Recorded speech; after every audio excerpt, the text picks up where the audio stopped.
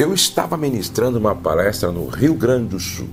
No intervalo da ministração, uma jovem esposa me procurou e ela disse assim: pastor, o meu bisavô se separou da minha esposa.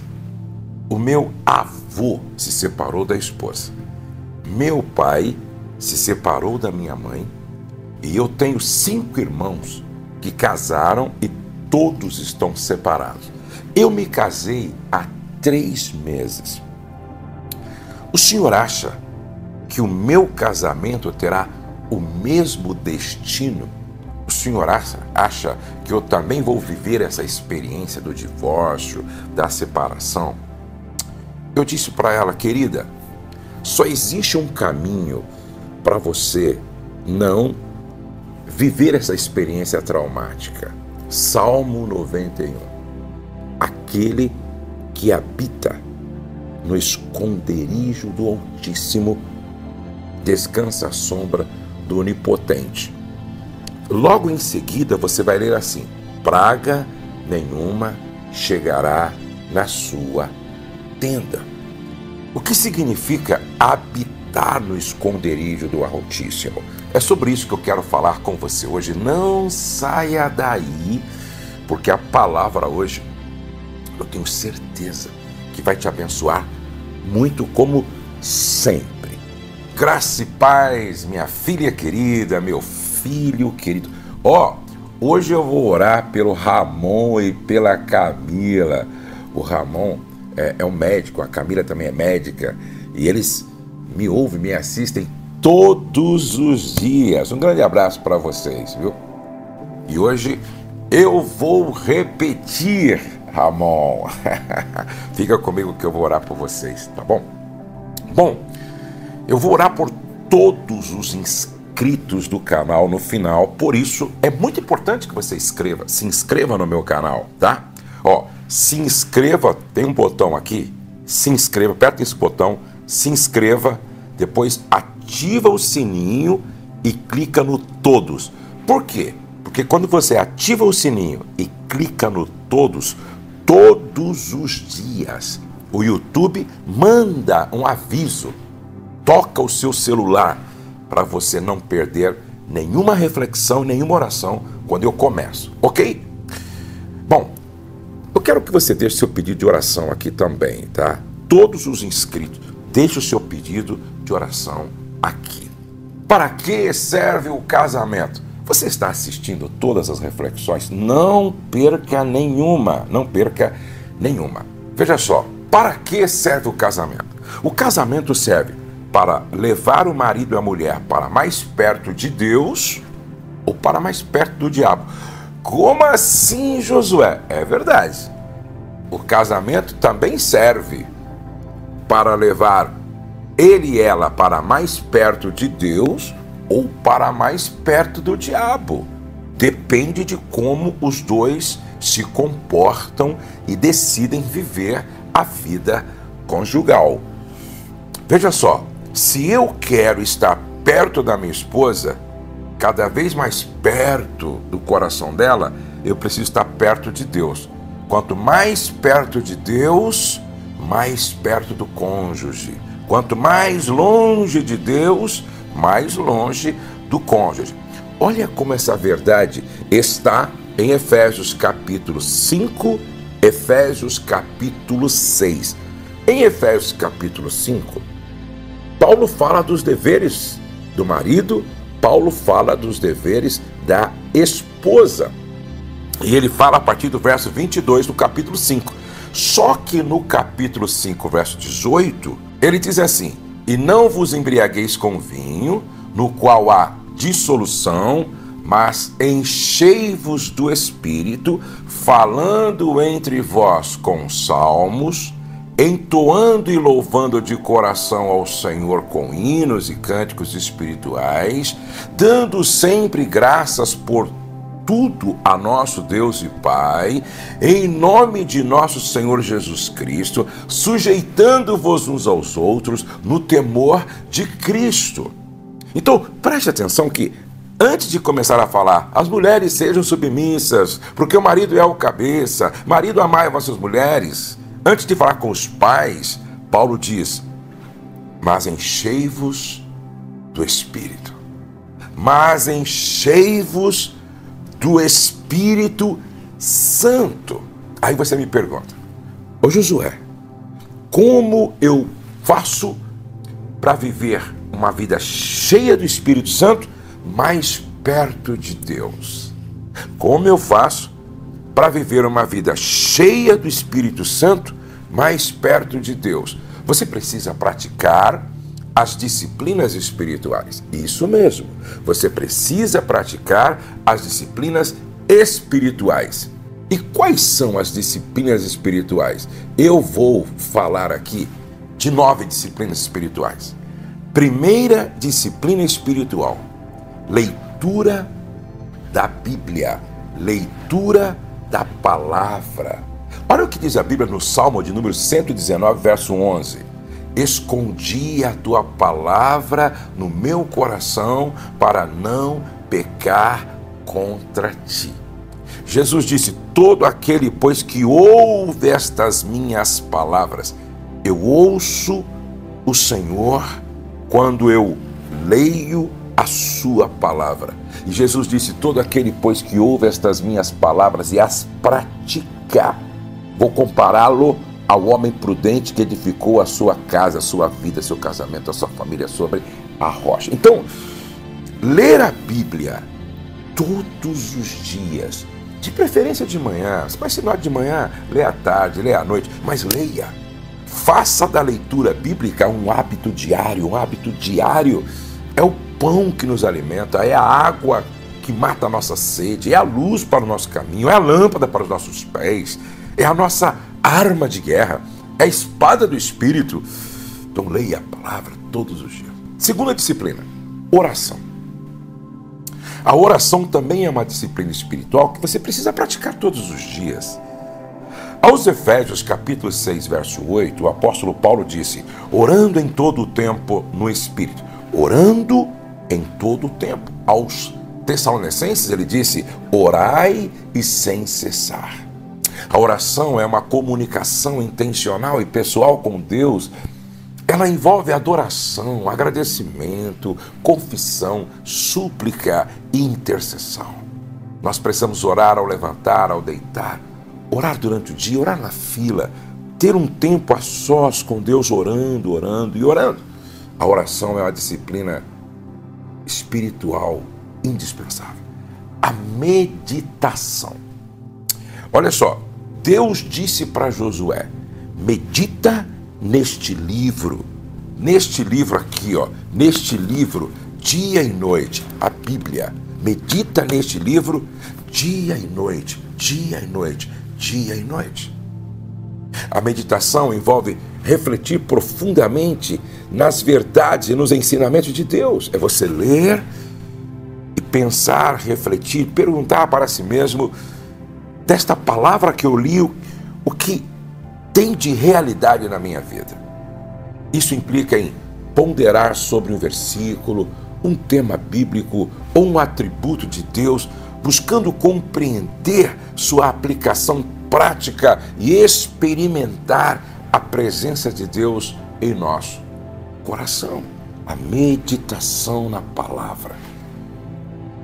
A quarta disciplina espiritual que você deve praticar é o jejum. É o jejum. Abster-se, por exemplo, de 3 alimentos que você mais gosta durante 7 dias. Ou então, fazer um jejum da meia-noite ao meio-dia, ou do meio-dia às 6 horas da manhã no outro dia. Mas um dia, 3 dias, 7 dias, a prática dessa disciplina espiritual chamada jejum é muito importante. E por que a gente jejua? Para estar mais próximo de Deus. Por que a gente jejua? Para estar mais sensível à voz do Espírito Santo. Por que a gente jejua? Para compreender qual é a vontade de Deus para a nossa vida nesse tempo, nesse momento. Por que a gente jejua? certo? A gente jejua por causas específicas, como está na Bíblia também. O próprio Jesus disse uma vez, olha, essa casta de demônio, ela não sai sem jejum e oração. O jejum é uma disciplina espiritual que nos aproxima de Deus, nos torna mais sensível à voz de Deus. A quinta disciplina espiritual é adoração. Adoração. É interessante como o livro de Salmos é um livro que nos ensina essa prática da adoração. Adorar ao Senhor na beleza da sua santidade. Olha como o livro de Salmos é um convite a essa prática. Celebrem com júbilo ao Senhor. Todas as terras sirvam ao Senhor com alegria. Apresentem-se diante dele com cântico. Saibam que o Senhor é Deus, foi ele quem nos fez e dele somos o seu povo e rebanho do seu pastoreio. Entrem por suas portas com ações de graças e nos seus átrios com hinos de louvor. Rendam-lhe graças e bendigam o seu nome. Adorar ao Senhor na beleza da sua santidade. Glória a Deus. É uma prática. Louvores de adoração. Oração de adoração. Não é? Lembre-se, quando você está servindo as causas do reino, você está também adorando. Essa disciplina espiritual da oração é muito importante. A Bíblia diz que Deus procura adoradores que o adorem em espírito e em verdade. A sexta disciplina espiritual: comunhão e participação da vida da igreja local. Comunhão. A Bíblia diz assim: ó, quão bom e quão suave é que os irmãos vivam em união, em comunhão. Paulo fala da Santa Ceia como essa mesa da comunhão, não é? A gente precisa ter comunhão com Deus e comunhão, não é? Koinonia, comunhão com os nossos irmãos. Se nós somos um membro do corpo, nós não podemos estar desligado do corpo, porque o membro desligado do corpo morre. Então, a gente precisa estar em plena comunhão. Você que está afastado da casa de Deus precisa voltar. Você que está desviado dos caminhos do Senhor precisa voltar. Você que não senta mais à mesa da comunhão precisa voltar. E você não parou aí por acaso. Você parou porque Deus está te chamando. Deus está te esperando. Ele não desiste de você, ele te ama. Então presta atenção. Comunhão e participação da vida da igreja. Comunhão e participação da vida da igreja. Você precisa estar envolvido com a vida da igreja. Obras sociais, pequenos grupos, ministérios. Você tem que estar envolvido com a vida da igreja, porque é envolvido com a vida da igreja que você então serve. E quem não serve, não serve. É isso que nos mantém vivo, de pé, em comunhão na presença de Deus e com os irmãos. A sétima disciplina espiritual: generosidade e serviço. Generosidade e serviço. A única razão que justifica a nossa presença no universo é o nosso serviço. Por isso que quem não vive para servir não serve para viver. Eu acho impressionante como algumas pessoas conseguem viver sem servir, viver sem cooperar, viver sem auxiliar, sem ajudar, viver sem servir. Você serve em que área? Você serve a quem? Você está servindo. Sabe, gente, a nossa vocação natural é servir. Tudo que foi criado para servir.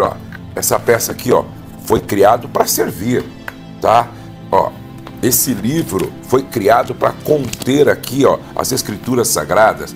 Esse microfone foi criado para servir. Esse suporte foi criado para servir. Você nasceu, você foi criado para servir.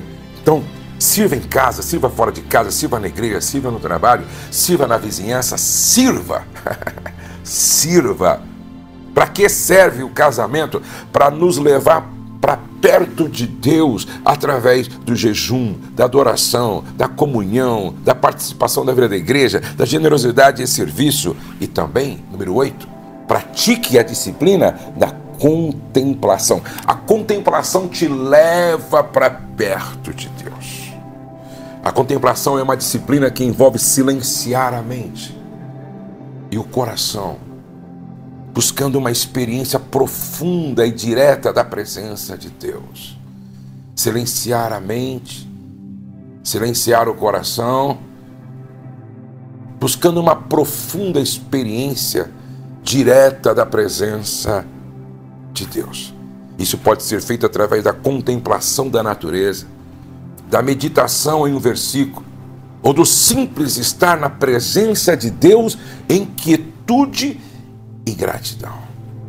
Eu gosto muito disso. Você ter esse tempo na presença de Deus, silenciando sua mente, ou então contemplando a natureza, esse tempo em que a mente fica voltada para a beleza daquilo que Deus criou, lembrando do Criador e glorificando o seu nome, bendizendo o seu nome por tudo aquilo que ele fez. Glória, salmos, são salmos, glória a Deus. E por último, arrependimento. Nós precisamos praticar essa disciplina todos os dias, arrependimento. A Bíblia diz, bem-aventurados que choram. Não é um choro de saudade, não é um choro da perda, é bem-aventurado aqueles que choram os seus pecados, porque são sensíveis, estão tão perto de Deus e cheios da palavra do Senhor, que o pecado incomoda, são sensíveis, não é? A voz do Espírito. E muitas vezes, aquilo que outrora se fazia sem nenhum peso de consciência, agora incomoda, perturba, nos leva à presença de Deus a pedir perdão. Essa sensibilidade em relação ao pecado, não é? E essa busca sempre por perdão, sentindo um profundo arrependimento. O arrependimento é uma prática de uma disciplina espiritual que a gente deve exercer sempre. Eu quero orar. Sabe, eu quero orar com você, mas eu quero recapitular aqui essas disciplinas, porque se você quer estar mais perto de Deus e longe do diabo e perto do cônjuge, leitura bíblica diária, oração diária, meditação, jejum, adoração, comunhão e participação da vida da igreja, generosidade e serviço, contemplação. A contemplação é uma disciplina que envolve silenciar a mente e o coração. E arrependimento. Arrependimento envolve 3 coisas: tristeza pelo pecado, confissão do pecado e abandono do pecado. Nós vamos orar. Eu quero orar por todos os inscritos. Você já se inscreveu? Então seu nome está aqui. Você já se inscreveu? Então, se não se inscreveu, se inscreva. Mas eu quero que assim que terminar, você faça 2 coisas. Primeiro, você mande essa mensagem para todos que você ama. Segundo, você coloque aqui o seu pedido de oração. Coloque aqui o seu pedido de oração.